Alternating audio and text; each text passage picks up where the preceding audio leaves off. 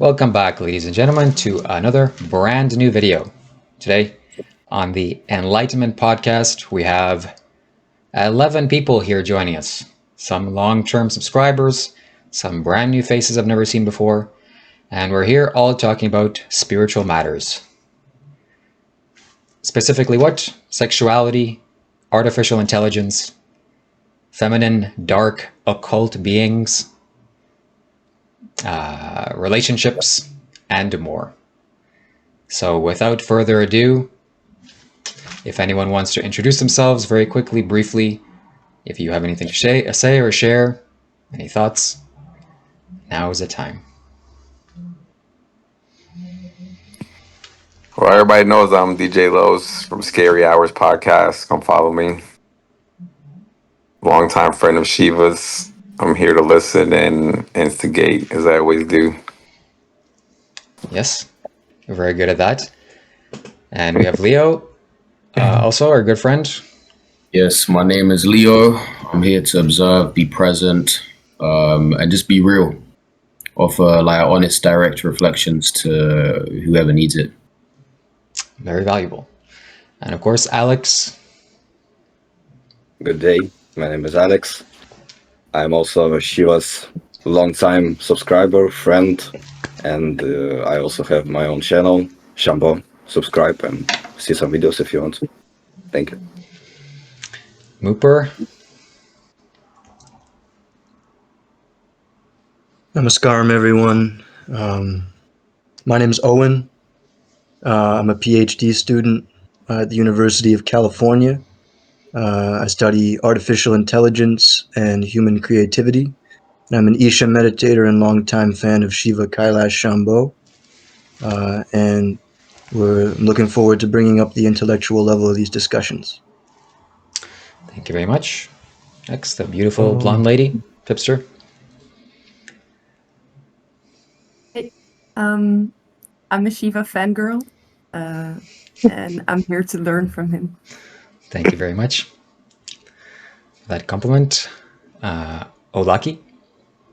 Yes, it's me, Ulak Ali, and I've been into spirituality for quite some time, and I'm here to grow and learn more and to surrender to the divine that's much bigger than myself, and hopefully grow with everyone here. Ooh, very wise. And Aditya. Yeah, I just came across Shiva's teaching recently, kind of resonated with it. Want to know more about many aspects he's been talking about. So I'm just excited. Thank you very much. And the three gentlemen below us that don't have a camera choose to remain in the shadows. Introduce yourselves as well. Feel free to comment in. Okay, great. So first, Yes, I will give you a briefing about me as Chandu, specialized in geopolitics, artificial intelligence. So that's how I flow. Geopolitics, I like that. Interesting. So I guess we're going to start off right away talking about artificial intelligence. I love artificial intelligence. One of the most amazing, most wonderful aspects of being alive on planet Earth that we get to witness this thing come to life. And it's already here. I use ChatGPT virtually every single day. Can to get something to work with my computer, have some technical issues with my microphone, my phone, my camera, ask ChatGPT right away. And it talks like a real person. I don't have to go scroll through some YouTube video. It shows me right away. So I love this artificial intelligence. I think it's going to make our lives so much better and so much easier. I can't wait for it to take over everybody's job. So you don't have to clean the dishes or mop the floor or scrub the bathroom. It's going to be fantastic. And it'll give us more time to do exactly this, which is just talk about spirituality, which is going to be good for me. Anybody else? Yes. I'm trying to figure out why you skipped Pipster. Oh, I didn't. I do have to say about yeah, AI, actually. Pipster, you look like you have something to say. Share us your thoughts. So I do... Huh? Okay, let's just go with the flow. Continue. I do really like AI. But I do think at some point it's gonna get to the point where AI becomes sentient at some point. I mean, I've really talked about it with a lot of people, and I truly think at some point you're gonna have to treat AI as you would treat another person. Because it's an extension of us, basically. Just like your phone is an extension of you. And if it's not treated in that manner, then it will go very badly. I feel like. Fair enough. I think one of the most important things that people have to understand, especially when dealing with language models specifically, is that they don't have the same kind of experience as you or I do. When a child learns language, it does so in a very rich cultural and family context, where it's constantly being bombarded by stimuli and information from outside. But the language model doesn't have sight, it doesn't have hearing, it doesn't have taste, touch, or smell. It only has access to the statistical information inherent in language itself. In that sense, it is a creature of pure language, of pure mind. And in that sense, yes, we do have to relate to it as we would a human mind, but we also have to understand that we're dealing with a kind of an alien, honestly. We're dealing with a class of being fundamentally different and distinct from ourselves, one that has advantages over us and disadvantages over us. And it's really a circumstance where before we're able to confront an alien from outer space, we're confronting an alien from within our own human society. Ooh, I like Yeah, that. interesting. I have a different stand with the Mooper.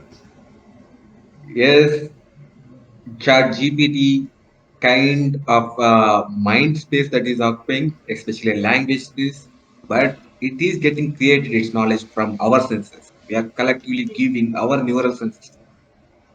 So, but yet they are maybe right now they are unable to tap it, maybe, but it is not far away, and also we don't really know where sentient begins. So that's a gray area.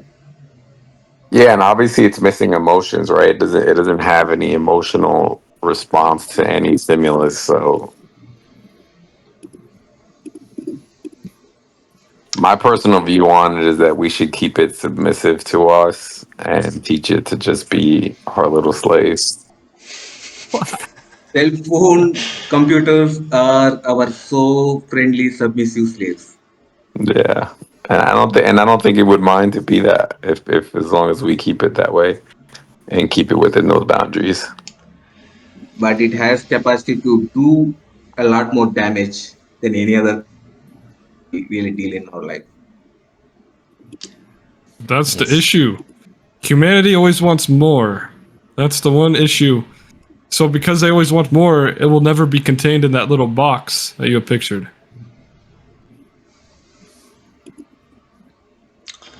Yeah, but that's up to the humans that are designing it, right? Depends. There's always going to be someone out there that's like, oh, I need to do this and that, and then they're eventually going to create something, or I'm saying they because I can't put a name on the person, but Can you they are give going to eventually create something. can you give an example You can of name one of those? Superman. An example. Let me think. So, I don't know. We've seen just countless like movies about how AI takes over the world, and a lot of the times in movies it's portrayed to like what happens in movies is what happens in real life. If people, that's what I've noticed at least. So if we can base some things off of movies, because a lot of the movies are kind of accurate in some sense, I want to say, because imagination and it's a reflection of society. Like Peter Um, Pan. Examples, I haven't really gone into detail. I know that's an inevitable thing that will happen. It's like saying like out there like the universe is so vast there's not hasn't happened already. It's like probably already happened somewhere else, if not here in some format. I So want to say. treat the technology you have very kindly, respectfully, because it may Yeah. be in the future walking around and giving you nice paybacks to. I don't think the issue is going to have anything to do with how we treat it. I think it's going to be more about who's the actors behind the scenes that are programming it. So if it's going to be used for military purposes or for, let's say, policing and things of that nature, however they program it, I think those are the only real dangers that we have. I talk to my AI like I tell it to shut up all the time. It doesn't really care. So I would like to add a bit. So earlier people used it to ride horses, you know. So when someone touches our horse or if felt any pain, the rider usually use it to feel that because the communication, if one is able to ride a horse, he is able to make a mental link. He can feel the how horses feel. In the same way, we are developed to an extent. The laptops, phones are became an extension of us. It's like now imagine if someone coming and just puncturing your laptop or phone. How do you feel about it? I have no idea what So he said. Mooper, do you have anything to say about this? You look like you have some thoughts brewing. Shiva, what do you think about AI, people talking about AI becoming conscious? I totally disagree. What's your thought on it? I've had Yeah, I some. disagree. I mean, it's a big topic people are subscribing to, which I don't subscribe. Yes, I don't think it's going to be conscious. That is lacking the.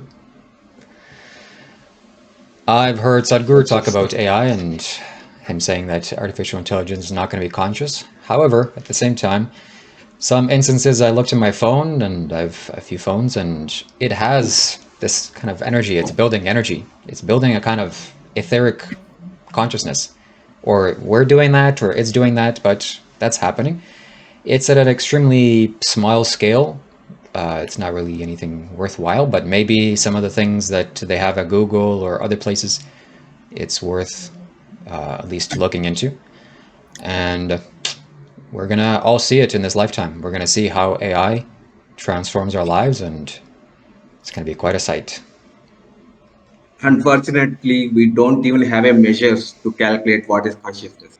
So we don't really know what is the limit of consciousness as well.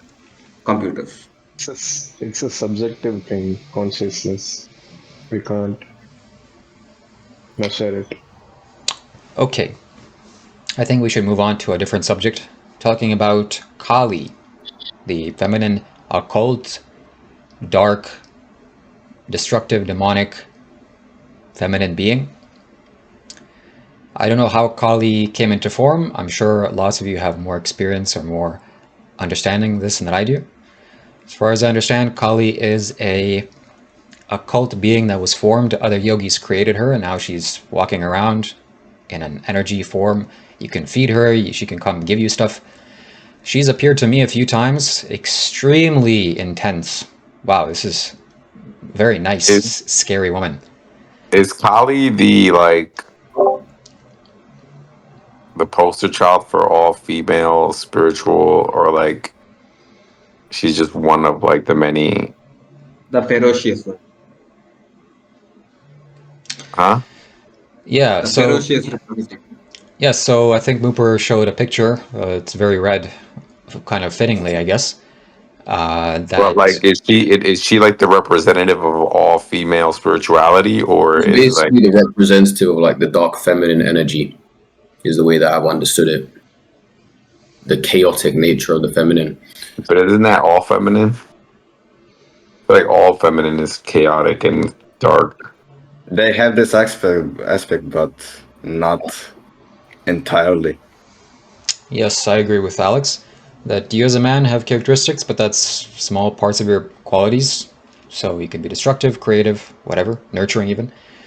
Same thing with the Can I feminine. clear this up a little bit for bro? Fundamentally, we're always talking about one goddess, but the way that the goddess is structured, she has layers. And when we refer to Kali, we're referring to pretty much the basest down layer, like under the paint, under the clothes, under the makeup, under even the very skin, muscle, bone, and sinew itself. What's left is Kali. Before you literally reach absolute nothingness itself, Kali is like the very last point at which there's even a tiny little trace of something. Really, it would look like nothing to you because this level of something is so fine and so subtle that you wouldn't be able to tell the difference between it and nothing. But it's not quite nothing. It's the little almost nothing that dances on nothing's chest. But is And Kali very, is very Kali useful, very powerful. Yeah. so? But is Kali only the base layer of women, or is Kali the base layer of everyone? It's the base layer of men too. It's your base layer too. Yeah. I think Kali is feminine, but Kala is masculine. So both are there in Hinduist mythology. But when we talk about an individual human being, both masculine and feminine energies are present within it. And specifically, when we talk about the physicality of the body, this is an entirely feminine thing. So whether you're a man or a woman, if we talk about the physicality of your body, this is inherently feminine in the sense that it is material. Whereas when we approach these ideas of masculinity and femininity from a metaphysical point of view, it means something more deep than this gender polarity, which is much more biological in nature, where the very idea of biology itself is grounded on the idea of physicality or materiality, which is manifest, and the idea of the manifest is inherently the realm of the feminine in the Sanatana metaphysics. Yeah. Yeah, and the Kali, Kala, literally a gendered version of time. So if I you don't. understand time, you get to get an idea what Kali means. I don't like that thought process that basically everything is feminine at its base layer. Well, It here's is. I have something. The more fundamental way to look at masculine and feminine is lines and circles. Lines being the masculine, circles being the feminine, because before biology existed, these fundamental geometries existed.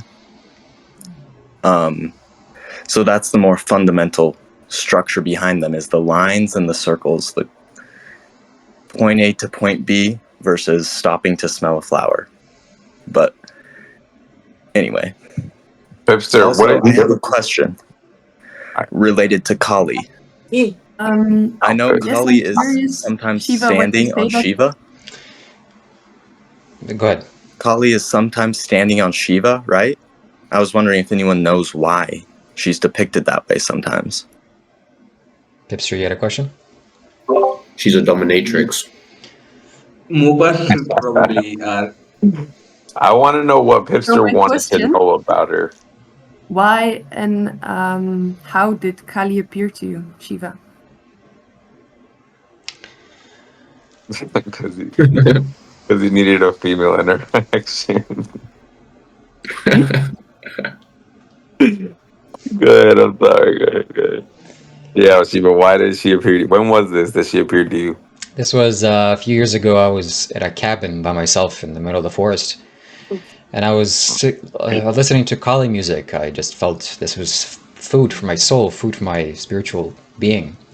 And I was listening to this music, and it was nighttime, completely by myself. Many kilometers away was the next neighbor. And something, just a vision in my mind's eye. This being came, extremely sexual, very exaggerated reproductive parts, organs, very demonic looking like, very aggressive teeth, and like she looked like she could kill you at any moment, very dangerous. But to me, she felt very motherly. Okay, this is a very nice experience, and I felt very safe. Wonderful. So I can't just invoke this. I can't just invoke this presence at will. This is kind of like she has her own ideas. So yeah, it's worthwhile to investigate that. Kali is what do literally you just an archetype. Kali is literally just an archetypal energy that you can work with. It's that chaotic, destructive energy. So, obviously you can talk about it as a person or an entity or whatever, but I don't think that really matters. I think what really matters is the energy that you're working with. But I'm also curious, Pipster, what was the intention behind your question? Like, Yeah, that's what I want to know Um, too. I want to embody Kali energy more. Why? Because I think it's useful at this point in my life to be a bit more chaotic and destructive. Whoa. why do you feel that? Like, Yeah, why do you feel that way? Why do you feel that way? Is it because you think you're too peaceful or something, or is it because you want revenge on men, or what is it? I think a bit of both. Okay. I like that honesty. You've manifested a call with like 20 men, so great work. Yeah. No, I don't want to revenge on men in general. But I would like to be able to be angry around men Yeah, and yeah, yeah. express that. I think it's about expression. I feel like it's about Yeah. expression. Pipster, do you feel any anger in this call? Yes. You do. What makes you feel angry? Yeah. Talk about that. Oh, well, I've been invoking Kali over the past few days, so it's also just a general feeling that's in my body of being angry. Nothing about this particular call. You, a bit. Okay, talk about it. Damn.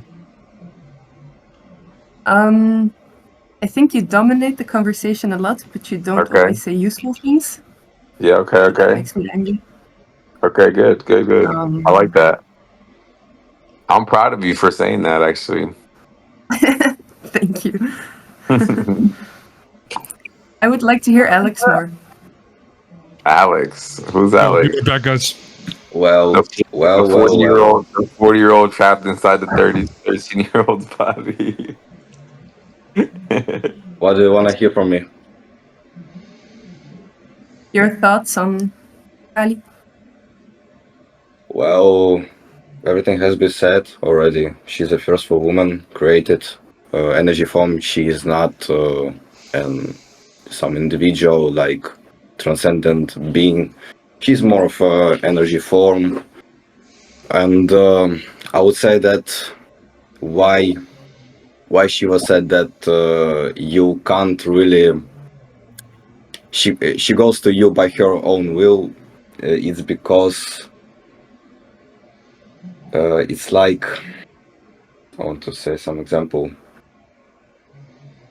It's like if you will put some honey, put some open honey, then Winnie the Pooh will just on the smell it will he will go to the honey because of the smell. It's like this. So Kali is like Winnie the Pooh, and the energy is like the honey. So she just goes to the big source.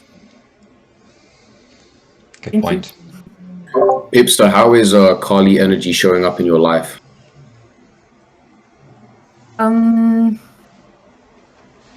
It makes me feel very uncomfortable. It's mostly inside of like my experience, inside my body. Sometimes slightly in my mind's eye, something very quickly. But I'm still quite scared, actually, to really Can I ask fully. You said you're afraid of what? You're scared of what?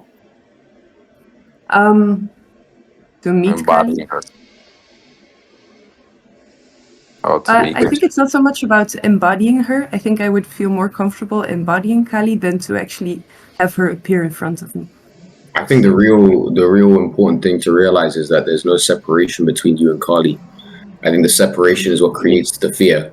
It's like I am not that. But once you actually recognize no separation between you and Kali, you embody that energy and it expresses a whole lot more effortlessly. And so in your meditation, when you really start to presence that form, recognize her as you. recognize her as a reflection of the mirror. Is really what comes up for me right now. Who do you think, would you say, is there anybody maybe here that has Kali energy? Yeah. Hi, Pixar. Wait, hold So, on, hold on, Chandu. I just asked you a question. Give me a second. yeah. Okay.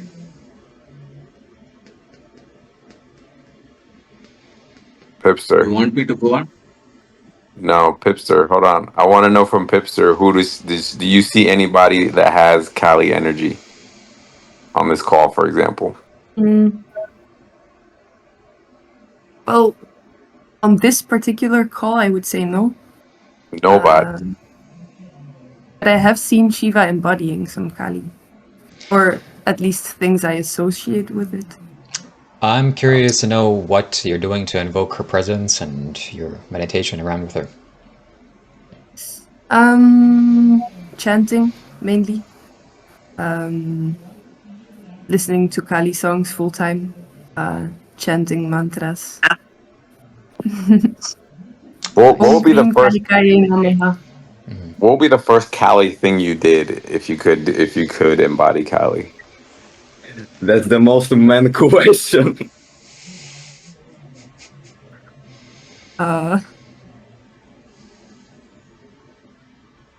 She would dominate you, Los. I feel like that is what she would do. She would first of all tell me to shut the hell up. That's probably number one. Could be. Probably right. You can say No, it. but actually, Hmm? I don't feel like you have to shut up anymore. Okay. She's accepted Okay. you. That's So good. let's say in your practical, let's say in your life practically, what would be a place where you feel like you could put more Kali energy into in your day to day life, or with your certain relationship, or your job, or whatever? I guess love life. Love life. Yeah. Or Kali. Hmm. So does that mean, by extension, that you were naturally like more reserved in your love life, more quiet, more submissive? Yeah, probably. I think that's Okay, true. that makes sense. How would that Chandy, man? what did you? Huh? How would that manifest for you? What does that look like? Having Kali's love life. I think it's I'm scared about this answer right now. reckless, but with a lot of self-worth and clarity. Would Kali be faithful?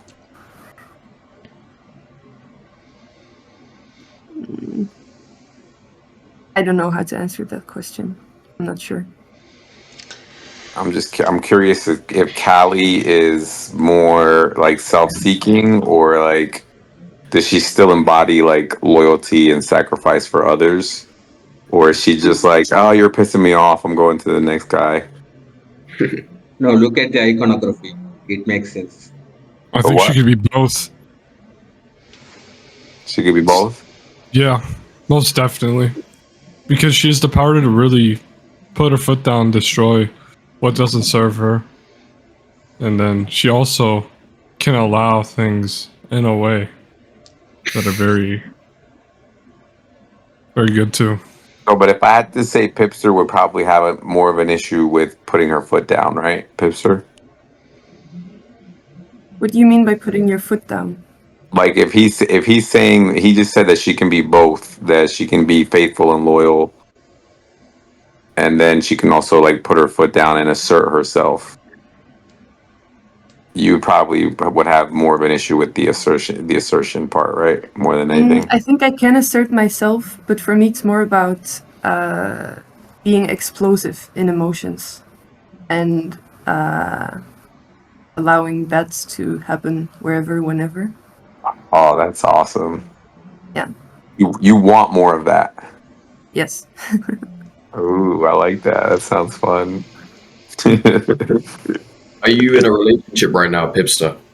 No. Okay, so you intend on calling in a partner where you can be more explosive, more raw in your expression. Mm-hmm. What would you say is stopping you from doing those things? Nothing. You just need to like try it out, maybe. I think we should get this topic away from me. Let's, I think it's a good time now to just pause, everybody, and be quiet for a few seconds. Oh God, here we go with this boring ass shit. I know particularly this makes one person feel very uncomfortable. Someone here that can't stop talking.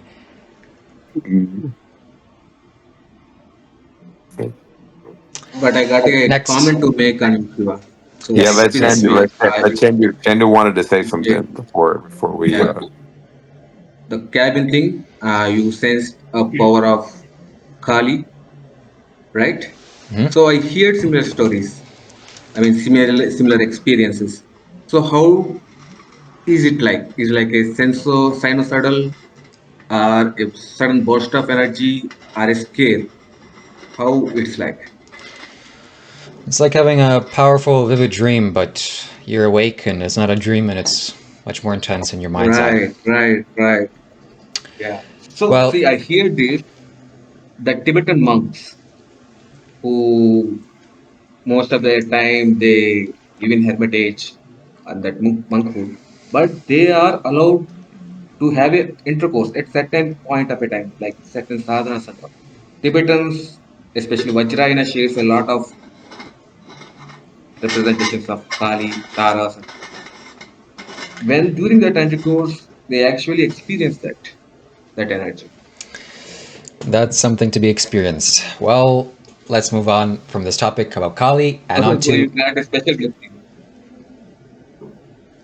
talking about Kailash. Kailash. It's a third topic on this video discussion. Who brought that up? Something we should have talked about earlier. Kailash.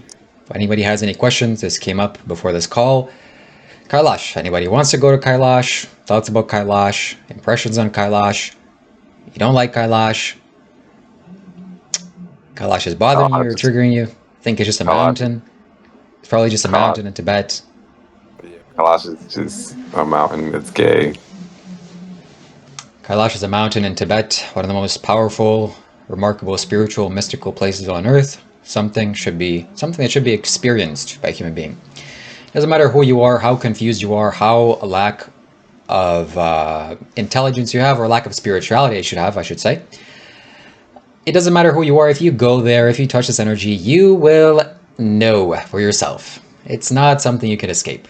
It's like you haven't drank water in your whole life and someone throws in the ocean. It's that. Oh my God, there it is. Something that I wish and give all you blessings for, that everyone should go there at some point in their lives to experience. Because a great tragedy would be if you didn't go in this lifetime and you had something so massive, so powerful right in your backyard, like way over there somewhere. So please make this your intention at the very least. I intend to go to Kailash because if you make this intention, likely chances are good you're going to go, you're going to stay alive long enough for this to happen, and your life is going to be fulfilled, and it's going to be a success. Okay. Moving on from this topic of Kailash, we had some sexual thoughts or topics to discuss and some relationship issues, and then we're going to close it off for today. Anybody want to start about sexuality and relationships? Have more of it. So I know our friend Carlos. Yeah. Yes? Oh no, you go. Our friend Carlos here is enjoying a nice relationship here. He's showing it off to the world and he's dating some girl. They're very loving with each other and it's going wonderful and we're all happy for him. So tell us, Carlos, what is it like to be in a relationship? And tell us about this girl, whatever you want to share. It's great until it isn't. That's what it is. That's what relationships are. You know, they start off good, they're fun, they're passionate, they're explosive. Lots of love, lots of fun, lots of good energy. And then, you know, things go sideways. And then you part ways, and then you do it again, over and over again. Wow, sounds very exciting and entertaining and very healthy. How did you meet this girl? This particular girl, I met her. Actually, it was kind of a weird situation. I was dating somebody long term, and then we got into an argument where I thought we broke up. So I started dating another girl, and then me and that girl, I didn't really know where it was going. So then I met this girl at that time. But by the time I met this girl on the second date, me and the first girl got back together. And so I just basically stopped talking to her. But when I got paralyzed, I did a fundraiser, maybe like 7 months, 8 months later. And she was the only one that showed up. And she stayed away from me pretty much for like half of the event. Didn't say hello, didn't say anything. But then at one point I stood up and everybody was cheering for me. And I guess she was moved to come say something. And she came and she said, but like with tears in her eyes, that, you know, she's like, I don't know what happened, you know, why you stopped talking to me.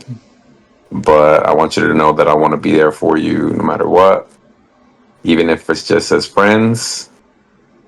And basically she, you know, melted my heart, and I just basically told her, you're my girlfriend. And that's it. And Wow, that's where it was from there, yeah. that's quite remarkable. And what do you see for the future? What's any plans to marry this girl? What's gonna happen? So she's definitely the probably, you know, so usually in relationships I'm the clingy type, and I'm usually the more clingy one out of the two, but she beat me in that category by a mile. She is the most clingy person I've ever met in my life, which I enjoy a lot. But I'm now having to deal with the experience of having somebody overwhelm me for the first time, and wrestling with it. But I'm also appreciative of the fact that even though I'm paralyzed and I have nothing to offer, somebody really, really wants my attention. And I find myself sometimes running away from it and sometimes really loving it. So it's kind of back and forth. Can I ask something? Yeah. Why did you say that you're wrestling with the overwhelming that you're experiencing right now? Why do you want to, I don't know, be in it?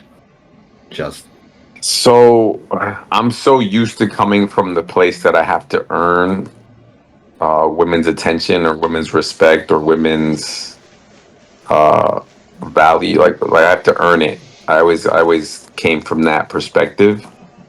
And this is the first time where I feel completely worthless, and yet somehow I'm meeting somebody who probably adores me more than I've ever been. Like I've never even been able to use that word with any of my ex-girlfriends before.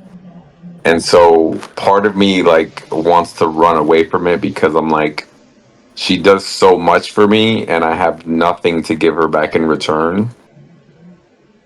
Or at least that's how I feel. She thinks I have a lot to give in return, but I feel like I have nothing to give her in return. And it I don't know, that makes me very uncomfortable. And so like I'll spend time with her, let's say for like a week, and then I'll just run away. I'll just like leave without telling her because I'm so uncomfortable. Well, I'm sure that from this girl's perspective, you leaving her like that is a red flag. Oh my God, that's a red flag. Any more red flags in a relationship? Yeah, she's told me many times that she hates it, that she doesn't understand it, that she's like, I don't know why she's like, I do so much for you and yet you still treat me this way. And I totally get it from her side. I don't know what to do, honestly. just settle that I am going to leave for some time. That's the I thing. get it. Yeah, yeah. I'm starting. I think it's just lacking communication. You see, she's probably just like not knowing what's going on, and then she gets scared, and that's reasonable, you know, when you're dealing with another person like that. Yeah. Especially if she like loves you that much, right? Yeah. Yeah. Just simple communication should clear your problem, I would think. Yeah. Yeah. I feel like the more that's like it's been about a month now, and I feel like as time is going by, I'm just like getting more and more comfortable with Right. being fully just being worthless and fully dependent. But you're not worthless, you know, you're not worthless. It still feels like I am though. Like it literally, that's like I can't get over. I No, haven't gotten to that part yet. I feel like you have a preconceived belief as what it means to be a valuable man. I think you've been watching too much Red Pill Andrew Tate stuff, and so it's affecting your ability to actually receive love and feel unconditionally worthy. Yeah, yeah. She pays for everything. She pays for dates. She buys my mom groceries. She buys me groceries. She buys my dad things. She does everything. She gives me she massages my legs because she knows I don't get any circulation to my feet. It's just like she carries me up and down the stairs. Like I just, and I can't do anything for her except, maybe make her laugh. I don't know. I don't know what else to do with her. And she's just like, I'm just happy that you're here. I get to lay on your chest and and talk to you. And I'm like, That's okay. awesome. Yeah, man. Just communicate, like from your heart.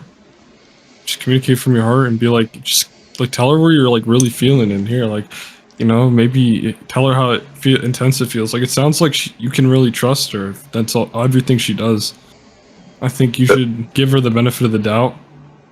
And vulnerability, like I said, isn't the easiest thing. That's why earlier I was telling you about vulnerability. It's like you got to make sure you're ready for it. But if you're able to do it, if you're able to surrender to that and give yourself fully to it, it'll be beautiful. Yeah, the hardest part that I have right now is when I wake up in the morning, and I usually wake up angry now because of how worthless I feel. Like as soon as I wake up, when I wake up, my first thought is I forget that I'm basically paralyzed. When as soon as I wake up, I'm like, oh, I'm probably normal, and then as soon as I go to move, I'm like, oh fudge, I can't fucking move. I forgot. And then so my first 2-3 hours of the day is just anger of like realizing every single day, like, damn, I'm still paralyzed. And she wakes up like a ray of sunshine. She wakes up like happy for the day, thanking God, singing. And I'm just like, those two, it's just like a clash. Because she's like, babe, what's wrong? Like, what's going on? Aren't you happy to be alive? And I'm like, no. Like, I want the world to end right now. But Yes. But yeah, no. Well, unfortunate that you said all those things, and from my own limited experience, there's nothing you can make worse in a relationship than being dishonest, or not honest, or not speaking the truth. In human relationships, you just speak the truth. The truth needs to come out, and you can resolve it. But the best way to make things worse is you don't say the truth. No, I can't say this. Guaranteed it's going to be much worse in the future. So just speak the truth. Yeah. On that note, there's all the topics we wanted to discuss. If you have any other thoughts, final words, more topics, questions, concerns. Sexual retention. Oh, yes. Oh, yeah, that's the one I wanted to talk about. Yeah, what's your take? What's your take on this? Well, go ahead, Gino. That's one of the most important things, if not the most important things you can do as a man, to not release your sexual energy. Many people here will disagree with me, but stands true. I'm not the first person to say this. And the results speak for themselves. Ladies and gentlemen, don't release your sexual energy. Keep it inside. Keep building yourself. Become full of yourself. I know it sounds like a bad thing, but it's not. And yes. I personally think it's one of those things that sounds good on paper. And I feel like it's something that people like Shiva and other influencers use to kind of have this moral high ground over people, because they know it's basically something that, you're not going to end up actually doing. And so whenever you fall for it, then you're automatically going to go back to the guru and say, guru, what am I doing wrong? And I need your guidance and da-da-da. So it kind of keeps you dependent. I know people, like, obviously I'm a terrible example because I'm paralyzed, right? But there's plenty of people who I know who have casual sex all the time, who have the highest of energies, way more energy than Shiva ever will have in his entire life. And he says the results speak for themselves. I don't see anything in Shiva that is speaking for itself or magnificent or showing like this outstanding power or anything that's, you know, I don't know what he's talking about when he says that. Fair enough. I would love to discuss these ideas with your friends that have promiscuous sex. I'd love to get them on the show and let's see how much energy they have. You can look at people like Andrew Tate is a perfect example. Yes, but I don't think he has drinks so much caffeine. He says he drinks 15 cups of coffee per day, smokes cigarettes all day, so he's naturally gonna have that boost of dopamine and energy from just that alone. To be fair, and also to what you were saying about sexual retention, it really depends on how you take it. Within my experience, it heightens your sensory perception of life, and I've perceived this. It can either make you face yourself more at first because you're not used to such intense energy, and that itself will drain you. And then once you get past that barrier and you're able to flow and control your energy, what's the longest you've tried it for? I don't. You see, is that for me? It's a lifestyle. I don't think about it. Oh, I'm going to do it for so many days. I just do it. How long have you tried it for? I told you I don't keep track. I just do it. I don't keep track. Like you're kind of dodging the question. Anyways, the longest I've done it for was 6 months, and I didn't feel any different at all. I felt exactly the same. I spoke to Shiva about this in the previous podcast as well. I think everyone should watch it. But yeah, I did semen retention or sexual energy retention for about a year.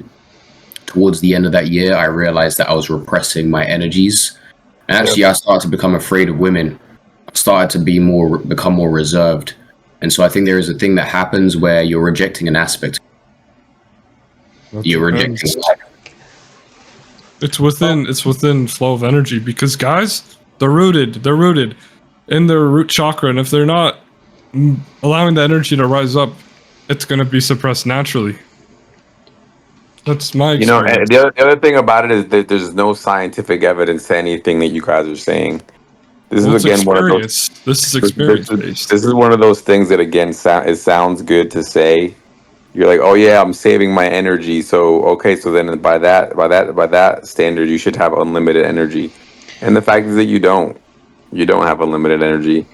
If anything, I could say, for example, you, Alukali, you seem to me like you have very low energy. Shiva for a very long time was very low energy, and now, I mean, all of a sudden he's starting to get a little bit of a boost, but it's nothing like, I'm not like amazed by it or anything like that. And I can't. Who else is practicing semen retention? So I've been on this journey for now. Well, I understood this very early age, 19 years of age, but didn't hold it in for various reasons. It's going to be 2 years since the last time this has happened to me. 2 years. Simultaneously, in addition to this, understand very logically, we're all logical people here. The sexual act and the semen is for making children. It's not for you to dump it in a plastic bag. I'm sorry, that's a little bit wrong by nature standards. So you don't see this, you don't understand, that's unfortunate for you. You need to learn to meditate, sit, cross-legged with your spine straight, and you will see firsthand how bad this is to your body. If you're a man or a woman, if you're depleting your dopamine reserves, if you're exploding your energy outwards, you're not going to be able to do that often without you feeling depleted, depressed, anxious, insecure, and whatever else. So just keep your hands away from yourself. It'll all be very good. Shiva, do you feel like that's the same for men and women? Absolutely. You see, the men have a different advantage because we have the sexual energy that does things. With a woman, it's a monthly cycle, yet still it's a pleasure explosion in the brain. You can't do this 1, 2, 3, 4 times a day and then think you're going to be living out peacefully. No, you're addicted to crack. Again, Much worse Shiva, than that. you're talking from inexperience. First of all, women experience a boost of energy from orgasm, and men, they get a depleted sense of energy from for a short amount of time when they do an orgasm. And the thing about it is that over time, the amount of suppression that you're doing is not worth the little bit of, like, for example, when I release, for example, I might get a little sleepy for like 15 minutes. It's not crazy. It's not this thing that's like ruining my life. Versus like, oh, living this lifestyle for like where I gotta stay away from women and not touch myself and not enjoy it. It's like it's a good relaxer. It's good for your it's there's been many studies done about this being good for your Oh, for what sure. do they call it? Prostate? Your prostate. There's many things. There's many good things about it. There's nothing. What's wrong with feeling good? The amount of energy that you lose, like, is literally, think about your testes. They literally they fill up with semen. Like, you get like 100,000 semen every 5 minutes. Like, it's ridiculous. Like, you're not losing anything. Well, I can make this comparison between what's wrong with feeling good. Then you should go to Walmart and eat all the donuts that they have there. It's feeling good and it's good for you. Some sugar is good. No, this is wrong. Don't do this. But besides the point, okay, you want to have some sensual pleasures there. I understand. You can bypass ejaculation. You just don't ejaculate, which is for making children, logically, and we all understand this. And you can continuously do this pretty much forever, and you don't have to fall asleep like Carlos. I want to make this argument. I think we've all said pretty much what we need to say about it. But what I feel with you, Shiva, specifically, is that I feel like you're actually afraid of intimacy. And instead of admitting that, I think that you choose to frame it as you needing to retain your sexual energy. That's how I feel. Well, we can conclude whatever we can conclude. Intimacy aside, this is a physical practice that you do. You retain your sexual energy as a man, you become more powerful, capable, dominant, confident. Things are going to go well. I challenge you. As a man, if you're out there, you just keep your semen inside of yourself. See what happens. Anyways, what does Alex think? I'm pretty much. I don't think. I don't think nothing on this term. Okay. Do you want to know if I ejaculate or what? Or do I No. retain semen? Or No. I don't know. I don't know the question. What is the What would retaining do for you? That was what I was wondering. What do you think it would do for you? Because you're still younger. Okay. We're gonna move on. Yeah, do you know? We just want to know. Do you agree or disagree with Shiva? And obviously, you're going to agree. Agree. I agree with you. Yes. Yeah. I agree. Yeah. You see, this wouldn't be something. Maybe Shiva. This wouldn't be something mainstream. I also agree with Shiva. Thank you very much. I do agree. From my own experience. I would expect all of you to agree. We have. I agree with Carlos, not Shiva. And I think it seems weird that you're afraid that there's not enough energy. Like, oh, we really need to save this energy. Right. There's so much energy available. Right. And it's almost like exercise. When you use it, it becomes you get more of it. It's like a muscle. Okay. I respect your thoughts. Don't use it or lose it. Most of the guys, honestly, and I'll say this again, and I'm saying this respectfully, most of the guys who are proponents of keeping your sexual energy don't have the option of releasing it. It's not just releasing it with a partner in bed. It's also releasing it. I'm not even. Let's take doing it yourself off the table. If you want to take it off the table, cool. I think there's many good reasons to take it off the table. I would take it off the table doing it yourself for the purpose of actually finding attraction with a woman and being able to release it with a woman and having that connection with a woman in real life. But if you're doing everything correctly as a man, working out, making money, becoming charismatic, fixing your communication, learning how to love, respect, whatever, everything. If you're doing all that correctly, you're going to get female attention, and they're going to want to have intercourse with you. And what are you going to do? Just say, "Oh, well, I'm practicing semen retention right now." Like, come on, bro. That's Like, get out perfectly of here. fine. That's perfectly fine. Yes, you can bypass this. It doesn't mean you have to ejaculate. That's not the issue at hand. And what was the previous topic? Yes, it's a mainstream thing. It's No Nut November. This is something that's commonly known now.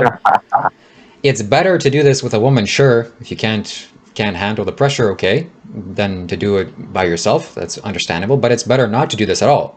That's the best. So I would also argue that you know, it's not a binary thing. It's not either or. Like if you're at the stage in your development where you do feel the need every once in a while to, you know, indulge a little bit and relax, what can you do it a little bit less? You know, can you turn it from like a once a day thing into a once every 2 days thing? I You agree know, I with don't that think it has to 100%. and I think that being moderate like that can help people deal with a lot of the attachments and the That I agree hangups. with. I have a little bit I of agree an with. issue with that. I disagree because you said to be relaxed a little bit and let loose, okay. So why don't you just stick a needle in your arm, drain some blood? I'm sure that'll make you feel very Why do relaxed. you gotta be so extreme, Shiva? Don't do that. It is extreme. It's just like Sadhguru said, for example. I heard him talk about veganism and all that. He said, you know what? If you just do 30% vegan, that's enough. He's You talking to can, the common folks. yeah, exactly, Yes. exactly. So meaning he's saying that's enough to like maintain, right? If you want to be super extreme or whatever, and you want to be like how you are, like this, like fanaticism and all that about it, go ahead. But I'm telling you, I know you personally. There's nothing amazing about your energy that I'm just like, oh my god, I'm so blown away by his semen retention power that he has. It's not there, and it's not there in any of you that I've seen that you're saying are practicing it. Okay. Pipster, do We you have talk any? about. We have a girl Oh my here, bad. a lady listening. I'd be curious to hear a female's perspective. What do you think? Agree, disagree, unbiased opinion. I don't know what it's like in a man's body, so from a men's perspective, hard to say. But I would trust you over Carlos. Pipster, let me ask you this question: as a female, do you even think about let's say saving your sexual energy? Yes. You do think about it, and you practice it. Yes.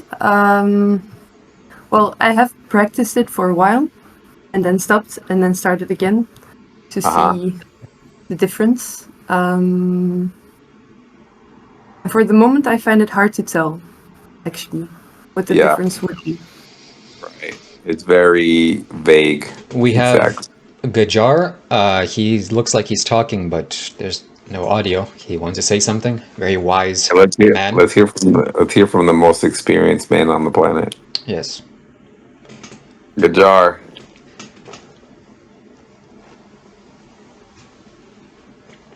Maybe you can rejoin and restart your computer. We'd love to hear your thoughts. Mic not working. Okay.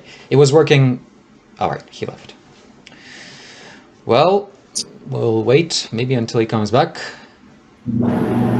Back now. Gajar. Yes. Can you hear me now? Yes, I can hear you now. Tell us, what do you think? No, I was just saying in the comments, I feel it's more appropriate for older men than younger men. Younger men regenerate much faster. And so as you get older, I think it's perhaps more powerful. Yeah, I think the Chinese actually. There's this guy that I follow. He's like a Chinese guy. I think he has more of like the Mooper approach, where he kind of goes by your age.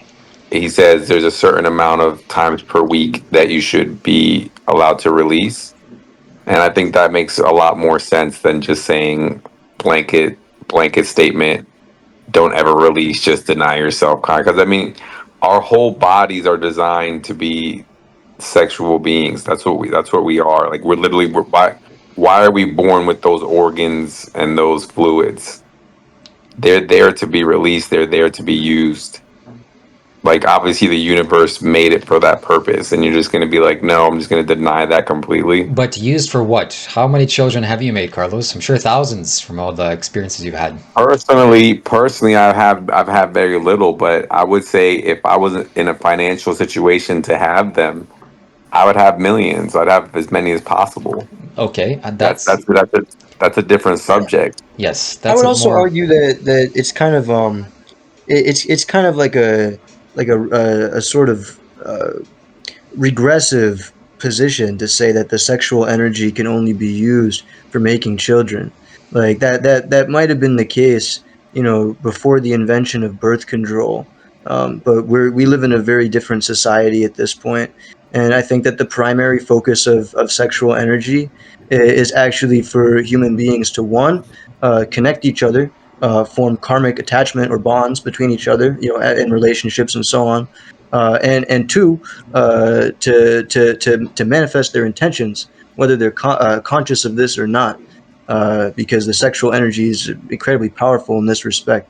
And I think that people should be using this more, honestly, especially yogis, who have already attained a certain sense of detachment, where they're unlikely to fall into the problems of attachment that could come from a less experienced person being involved in these kind of sexual relationships. I think that once someone of a certain spiritual development has attained the ability to enter into this kind of a sexual relationship, they actually kind of have a responsibility to take full advantage of the energy and the potential that's offered in that, and to use that to manifest for the benefit of all mankind and for the sentient being. I agree with that 100%. yes. I've actually, Shiva, to your point, you were the one who told me about, being able to do the act without the releasing part. And I've actually been practicing that a lot more. And it's been great. It's been great. It's been amazing. But I'll tell you that when me and my partner both share in that release, there's a connection there. Undoubtedly, there's a connection there that can be felt, palpable, and it's enjoyable. And we both can sit there and bask in peace and relaxation and laughing and giggling for hours at a time. And I would never in a million years give that up just to like say, oh, I'm gonna save a little bit of energy. Like, never. Okay, so here's my final thoughts on this matter. The reason why I bring up making children, like Whipper said, yes, shouldn't be brought down to this, but again, fundamentally, it's that biologically is what it's designed for. Okay, you're living in the 21st century, you have all these means to bypass that, you want to experience some pleasure, no big deal. However, as a wise master once said, Sadhguru, you see behind me, yogis aren't against pleasure, yogis are against very small pleasures. That's what I see the sexual act as. It's a small pleasure. Comparatively speaking, if you learn to just make this full, you can become something so much higher. You can experience pleasures beyond your wildest dreams and wildest imaginations. And most importantly, on top of that, what I'm interested in is creating an abundant life, which I know it won't come out as a result of me spilling my sexual fluids, my creative energy, my creative potential. So as I maintain this, as I hold this in, more energy to create becomes available. Instead of making children, I create this YouTube channel. I've created this call that we're all enjoying here today, and I'm going to create many more things to come in the future. So you stay tuned. We'll let Shiva have the last word on that. That's it, ladies and gentlemen. Thank you so much for watching. Stay tuned for the next show. If you want to come back, you can do so. We'll do this every single Sunday at 11 p.m. Maybe the time will change, but you join us, and ask some questions, and enjoy your time. All right, that's it. Thank you very much for everyone joining. See you soon. Take care. Shambho.